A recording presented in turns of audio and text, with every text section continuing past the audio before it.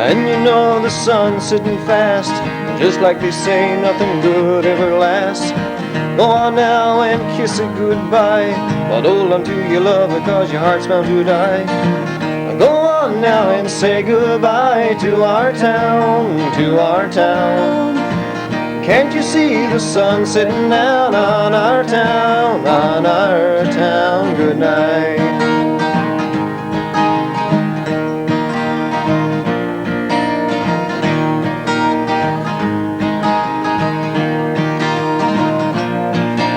Now I sit on the porch, watch lightning bugs fly. I can't see too good, I got tears in my eyes. I'm leaving tomorrow, but I don't want to go. I love you, my town, you'll always live in my soul. And you know the sun's sitting fast, and just like they say, nothing good ever lasts. Go on now and kiss it goodbye, but hold on to your love because your heart's bound to die. Go on now and say goodbye to our town, to our town. Can't you see the sun sitting down on our town, on our town? Good night.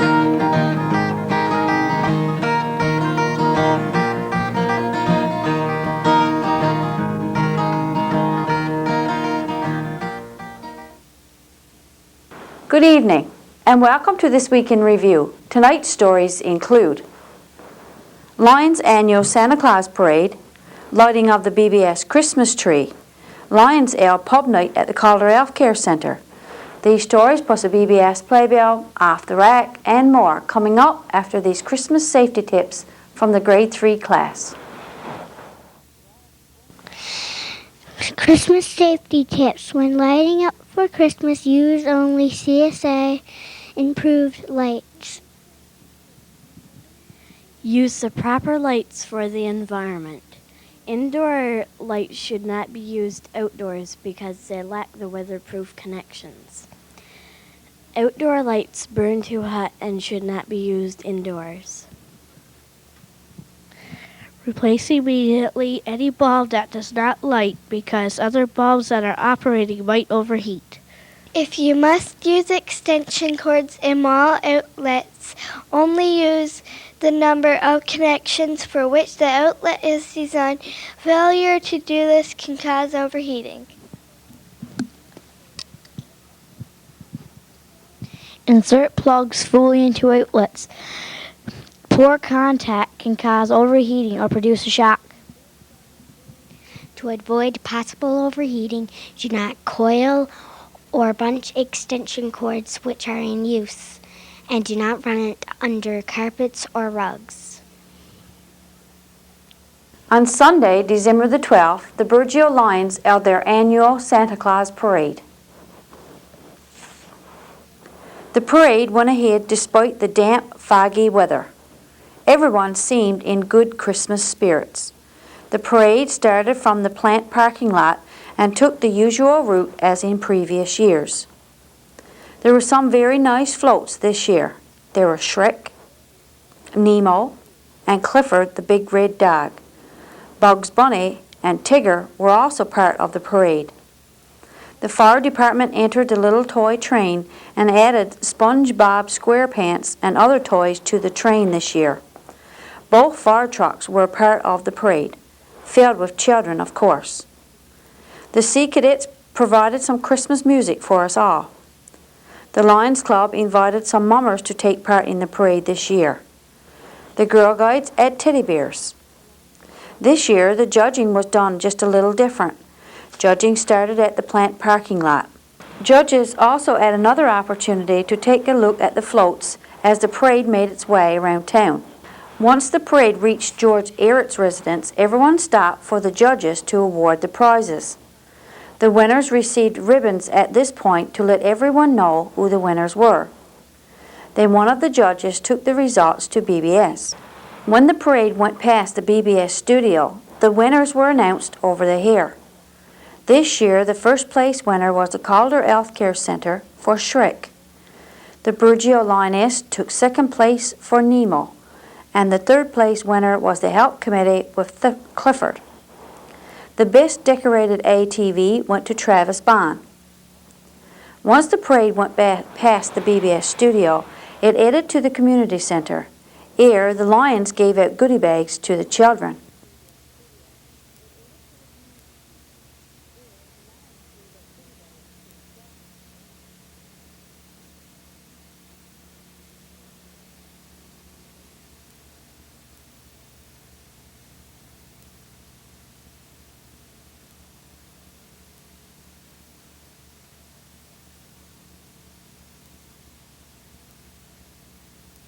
Santa and Mrs. Claus had their pictures taken with the children.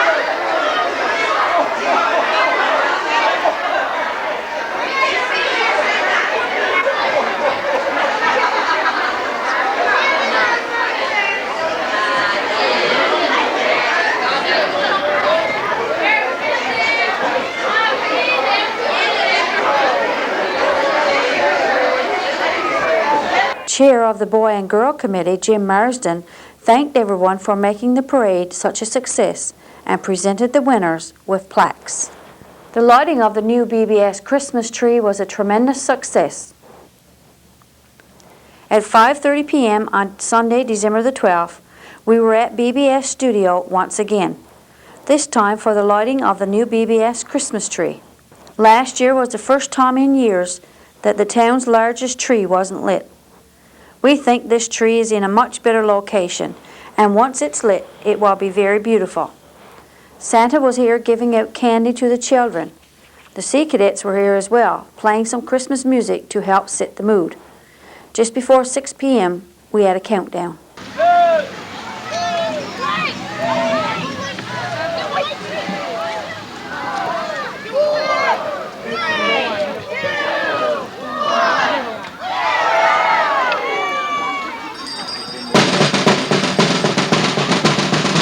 Just like Christmas magic, the tree and the satellite dishes lit up the night sky and added plenty of Christmas cheer to the damp, foggy night. We thank everyone who came out to help us celebrate this wonderful town tradition. Special thanks to Santa for dropping by and spending time with the children, and the Sea Cadet Band for playing music for us. Without your help, the BBS Christmas tree lighting would not be quite so special. Thank you all. On Thursday of this week, the Burgeo Lions and Lioness held a pub night for the residents of the Calder Health Care Centre. About this time each year, the Burgeo Lions and Lioness try to bring a little Christmas cheer to the residents at the Calder Health Care Centre with a pub night.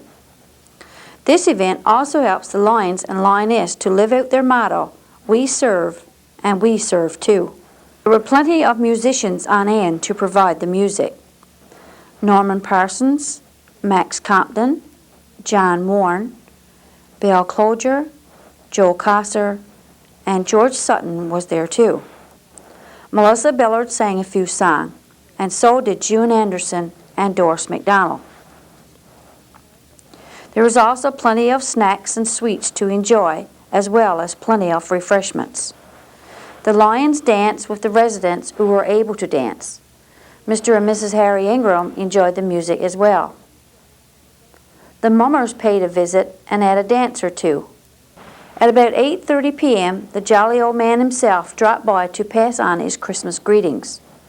The residents seemed to enjoy the evening, and this is only the beginning. There are many more activities planned throughout the Christmas season.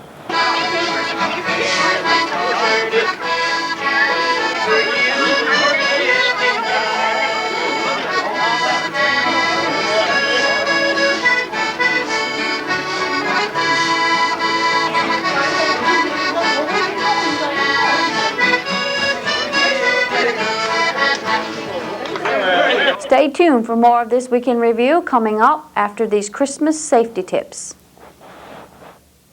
Avoid decorations that are very small.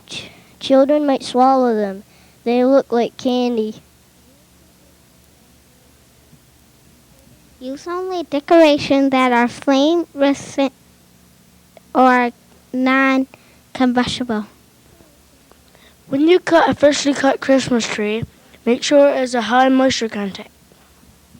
Before setting it up, cut 2 inches diagonally at the bottom.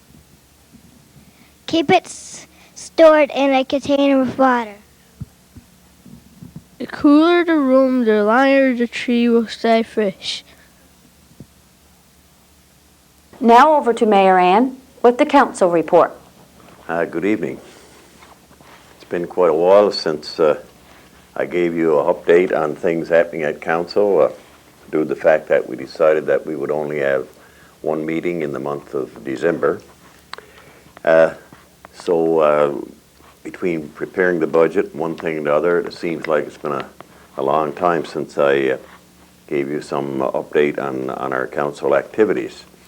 Anyway, on Wednesday, December the 15th, we did get together. There were and got a regular meeting. There was 5 members in attendance, and I must say we had a long meeting. We started at 7 and it was after 11 before we adjourned.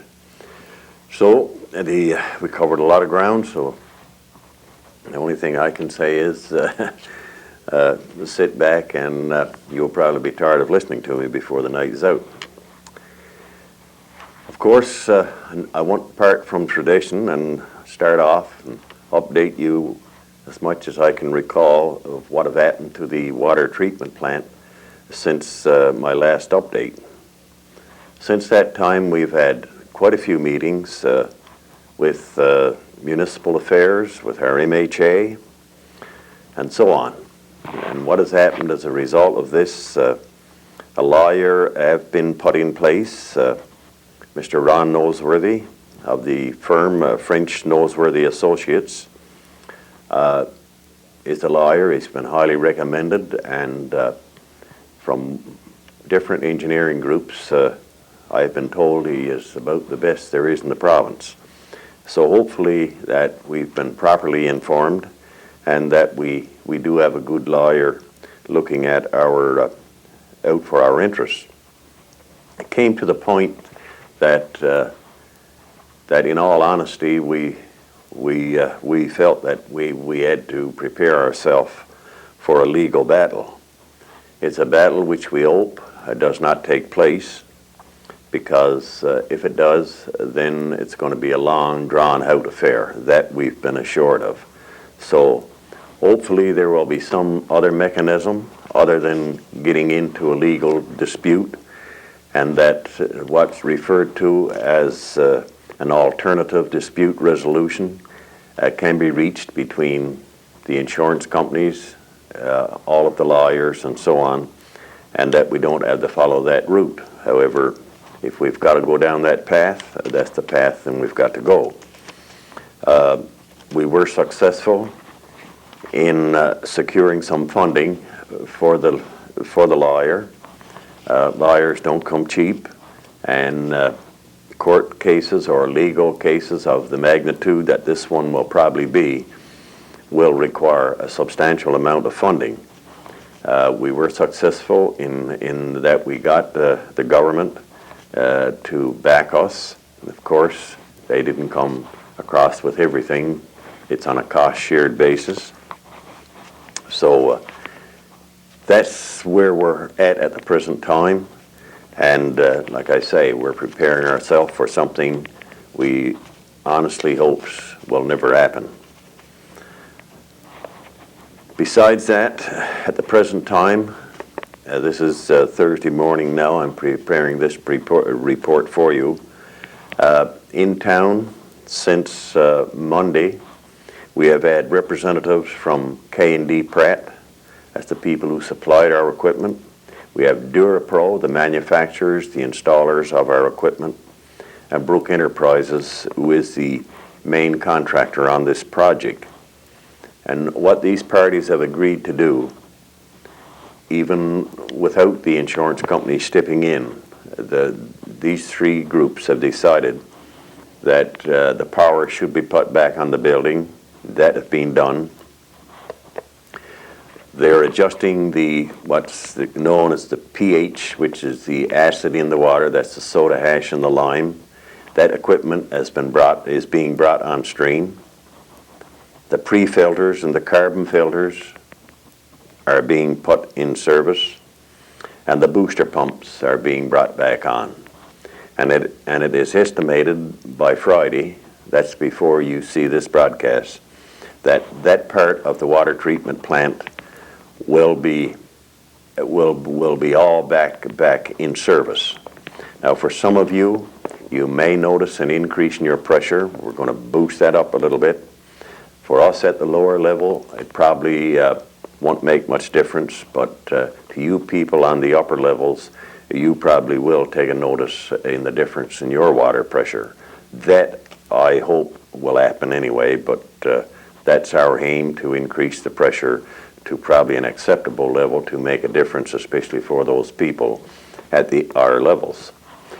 So, having said that, by the end of the week before Christmas, hopefully that, I don't know how to judge this, I probably could say 2/3 or 3/4 of the water treatment plant will be back online. There's a cleanup going ahead on the building as well. So that's where it is.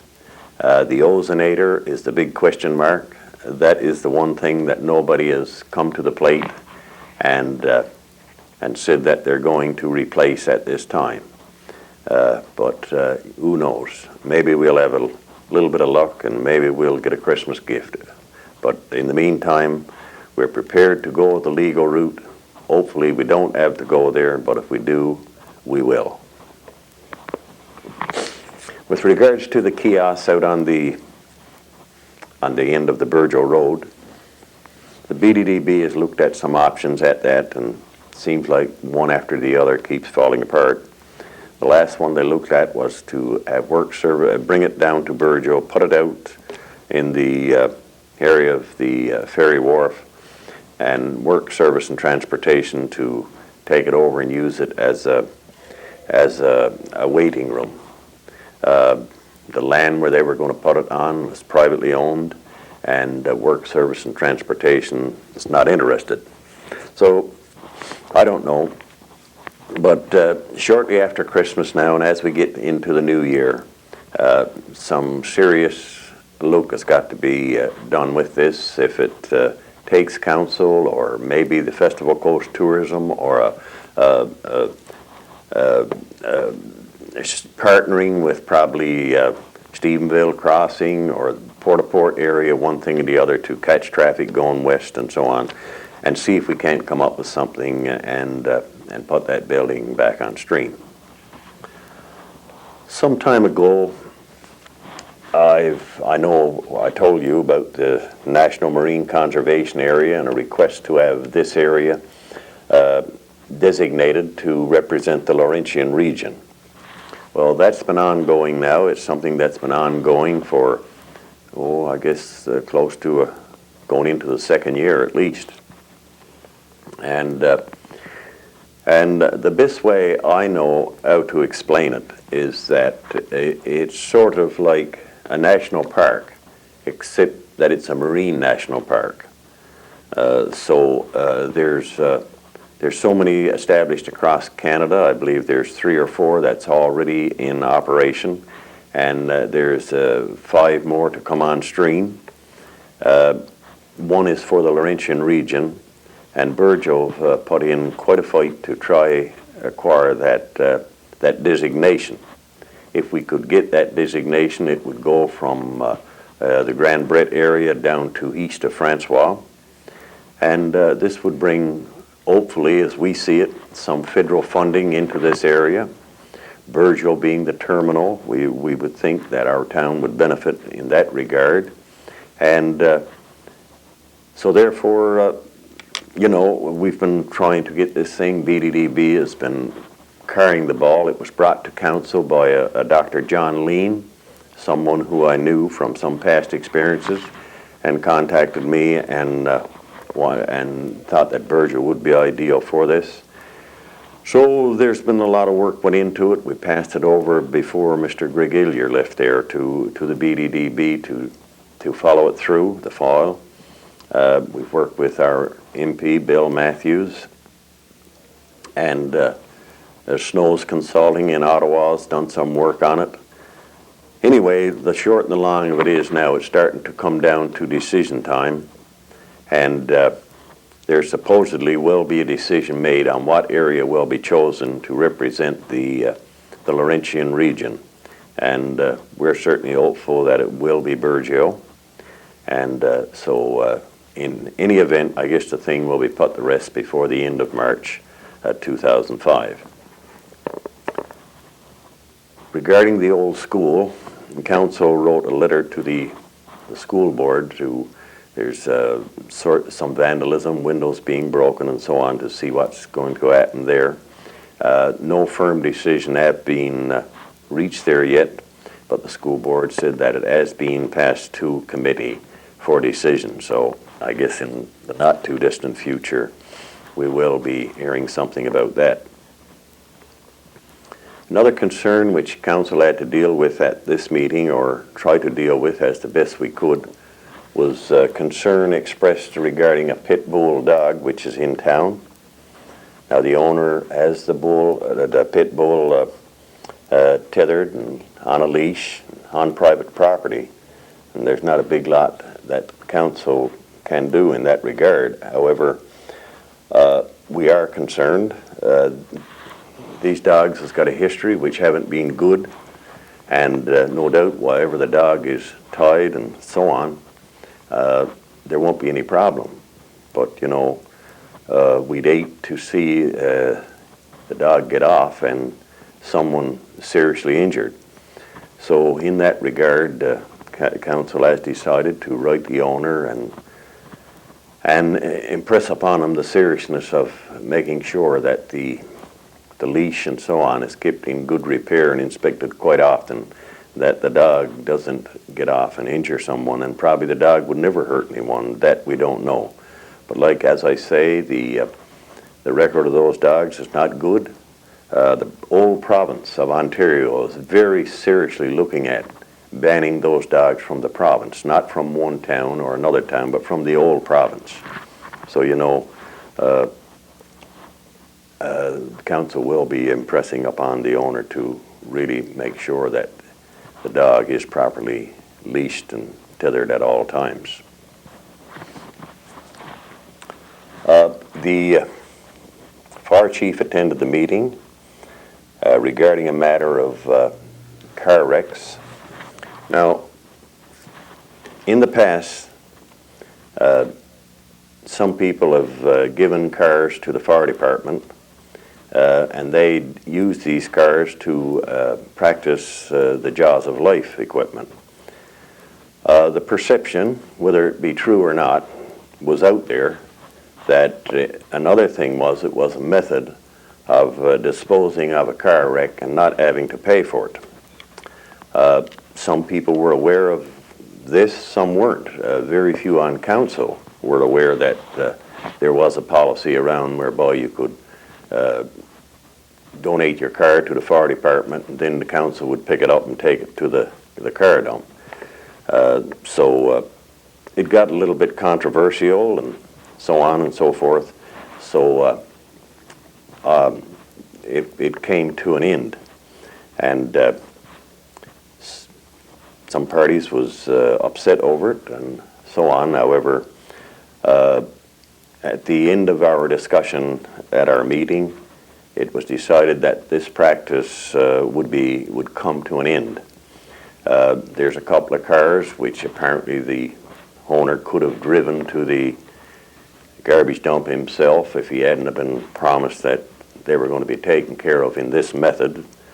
So therefore, council decided that if it seems that the fault is on us, that the cars are not taken to the dump, then council will dispose of those two cars, and there will be no charge.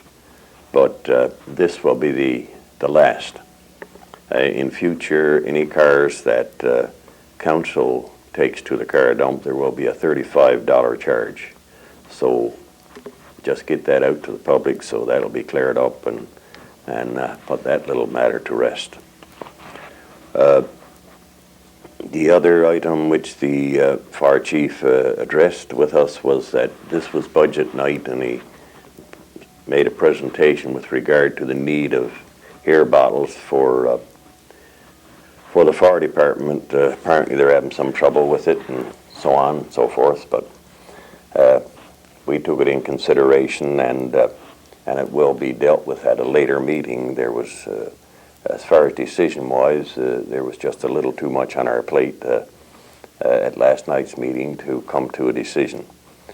But anyway, the next big thing which we got into and took quite a bit of our time was the budget for the year 2005. Now, you know, it's it's always quite a job when you start getting into big figures and so on and so forth and trying to make things the best. But anyway, we did come down with our budget for the year 2005. There will be no tax increases. And I've got to say right now that Deputy Mayor George Reed took on this project this year. I wouldn't exactly say he volunteered, but he was politely asked to do it, and he said yes, so that's almost as good as volunteering. Anyway, they worked through the figures and came up with a budget with a revenue of $909,920.71. Of course, we must have a balanced budget. The Local Government Act says so. So therefore, we also, as an expenditure of $909,920.71. If any of you can remember last year's figures, you'll find that last year we were running approximately $765,000. You may wonder, well, what brings the revenue up and what brings the expenditure up this year? Well, it's very simple. Our water treatment plant, even though it had a fire and it's not in service and one thing and the other, it still cost just about $3 million. And the loans and so on, which is associated with that project, especially from the provincial government side, is being brought down and put through for the 2005 budget. So, you know, the work up at the dam, which was in phase 1, and the building and the equipment and so on, it's all done, and the cost for it has therefore have got to be faced. So that boosted the thing $100 and something plus dollars per year. So what that is that we have money coming in from government, but it's just book figures that comes in the left hand and it's gone out the same day in the right hand. So that's where you see that the budget has gone back to approximately, for all intents and purposes, close to $1 million. So, you know, that's what happened there. And I know many, because it's been said to me, have said, I guess our water rates will go down because last year you put them up and we haven't got any better water, and that's true. But, you know, that's not the way it works. Even though the system is not on stream, the cost to put it there is still there. And we do have a loan at the Bank of Nova Scotia which must be met. That's number one. Number two, combined with that now we're gone into the business of that we've had to go somewhere where we didn't want to go. And that was to take on a lawyer, to investigate and delve through the contract and do all the work. And I don't know how much you know about lawyers, but I say again, you know, they don't work for minimum wage.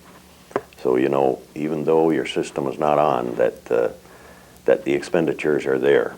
And so that's the reasoning behind that. There is no way that we could drop the water rates just because the system is not in operation. Another subject which you may have heard on the radio lately, where the provincial government is having so many sites around Newfoundland designated as aquaculture sites, and should there be an entrepreneur who would like to go out and and get into that business. The provincial government is doing some infrastructure work so that things will be available for anybody who is interested. We were visited by an engineer, Mr. Paul Desjardins of CBCL Engineering. That's the company that's been contracted by the government to provide provide them with the names of places for this. And anyway, Mr. Desjardins feels that Burgeo would be a great site for a salmon hatchery. What it would be happening there would that the salmon would be taken from the egg stage and brought to the fry into the smolt stage, which is about 7.5 to 8 inches long.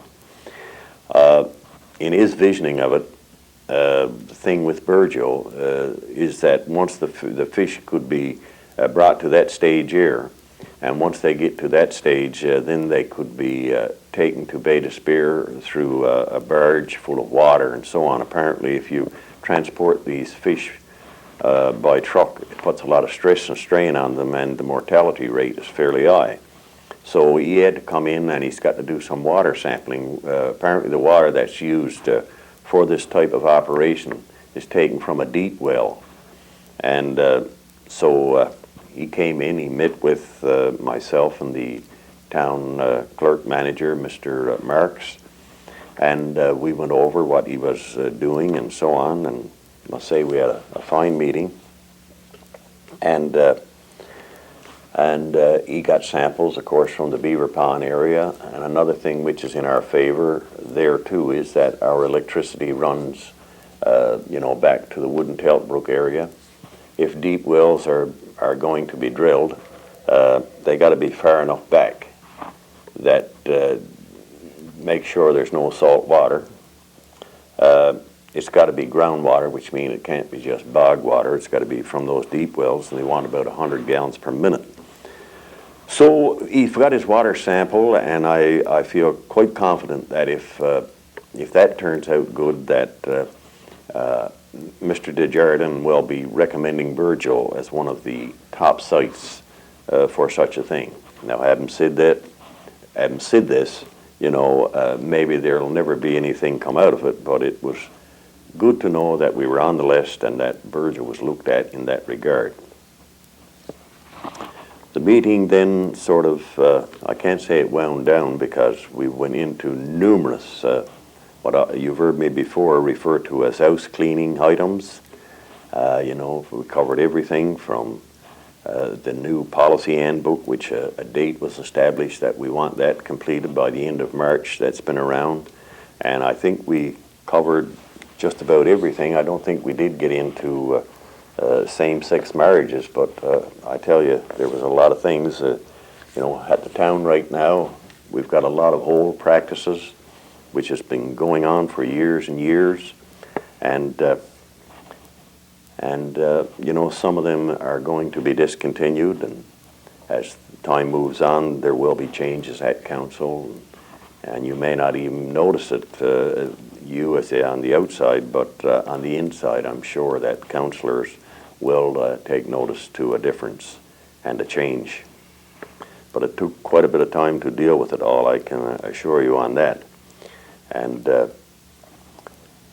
then we had invoices in the amount of $13,308.18, and these invoices were approved for payment. And that was the main crux of our meeting. I've got something here which came to me really at the last meeting, and I thought it was rather nice, and so much so that I thought I would read it to you, the public. It was addressed to me. I don't know the person, never seen the person, and I'm going to read it to you because I think it's a little something that we as Burgeonians have got a right to be proud of. It says, "To the Mayor and people of Burgeo, I had the privilege to visit your town a few weeks ago. I have never been there before. However, I only live in Corner Brook. But I want you to know the people and the beauty, oh so much beauty, I'll never forget. I have so many pictures of your beautiful town and the beaches I never seen before, only dreamed of seeing such beauty, such beauty. For the life of me, I cannot understand why anyone would want to go to Florida or any of those places when you have so much beauty and love for people as your town has. I wanted to go to your town often, but never had the funds to do so. But I'm saving up some money, hoping and praying to God that next year I will return in the summer and spend a few days in the park. You see, I'm 56 years old, and I have never been anywhere. But after seeing your town, I wouldn't want to go anywhere else, because you have everything there that anyone would want. Thank you, Your Honor, and thank you to the people of this wonderful town for giving me something to dream about. God bless. May your blessings be many. And that's signed Mary Loader in Corner Brook. So, you know, not very far away, and apparently was really impressed with our town, so I thought I would bring that to you. I think that's just about it. There's just one more item that, it's not really an item of council, but it's been tossed my way, one thing or the other, and I'm sure I did allude to, we didn't cover same-sex marriage, but some of you have wondered where I stood on that. I was commissioned as a marriage commissioner for my term as mayor, and no, I've got to say, I'm going to go with some other mayors, and I would not perform a same-sex marriage. Got nothing against two people same-sex living together. However, I don't think it should be called a marriage. I don't think the word matrimony should be in there. Call it a union, call it unity, call it anything. Put some kind of a ceremony in place for it or whatever. I got no problems with that, none whatsoever. But no, I don't think it should be called marriage, and that's where your mayor stands anyway, and I would send back my commission if it's put on me that it is a requirement in order to be a marriage commissioner, that I would have to marry same-sex couples. So now you don't have to wonder what I would do. You knows, I knows, now everybody knows. There's another thing I would like to bring up at this time. Maybe I should have mentioned it when I was on the budget. You know, your street lights. Street lighting costs us approximately $25,000 a year. Costs a nice dollar. So I'll say this once again. I've said it before. If any of you are in the vicinity of a street light and you notice that it's not working, call the town office, because it's bad enough to be paying for street lights that are lit. It's even worse to be paying for street lights that's not lit. So, we can't get out and check every street light, and I'm sure the people at Newfoundland Hydro can't, and so on. But you who are living close proximity to a street light, if you should see it out, by all means call the town office and we'll make sure that it's put back on. And having said that, again, of course, it's that time of year when we get in a little bitter mood. Some of us do and some of us don't. And I've got to say that it gives me a great privilege and an honor on behalf of the town councilors and the staff to wish every one of you a very, very Merry Christmas and a happy and healthy New Year. Good evening. Burning candles can be dangerous. Every year in Canada, fires are started because candles are left burning with no one watching. Fires are caused when very high flames from burning candles touch nearby curtains, party decorations, or clothing. Also, fires are started when candle wax gets so hot it catches fire. The following are some safety tips given to us by the Burgeo Volunteer Fire Department. Keep burning candles out of reach of children. Cut the wick short to prevent eye flames. Candles with more than one wick close to one another are not safe and should not be used. Place candles where they can't be knocked down. Don't place burning candles close to curtains, lampshades, or decorations. Use candle holders that don't tip over. Place candles firmly in candle holders. Don't use wood or plastic candle holders. They can catch fire. Metal candle holders are safer. Be careful with glass candle holders. They can break if the candle flame gets too hot. If your clothes catches fire, stop, drop, and roll. With the holiday season upon us, and candles are a part of the season decoration, please use caution. Have a safe and fire-free Christmas. When 3 boys go exploring, you will never know what they find. This was the case late Thursday evening. We received a call from Janet Porter telling us about what Blake McDonald, Joey Compton, and Scott Porter found when they went exploring. When we arrived, the boys were very excited to tell us that they had found a dead coyote. After a short walk through some bushes, we too found the creature. The animal has been there for quite some time. We spoke briefly to the 3 boys. We got Blake McDonald and Joey Compton, right? Yeah. And Scott Porter. Yeah. You guys are all friends? Yeah. Yeah. So what, you guys were out exploring this afternoon? Yeah. So Scott, what did you find? We found a coyote. A coyote? Yeah. Did you know it was a coyote first when you saw it, Joey? Yep. Did you? Yeah. So Blake, what do you think happened to it? I think he got shot. You think he got shot? Yeah. Did somebody else come up with you to find it, Scott?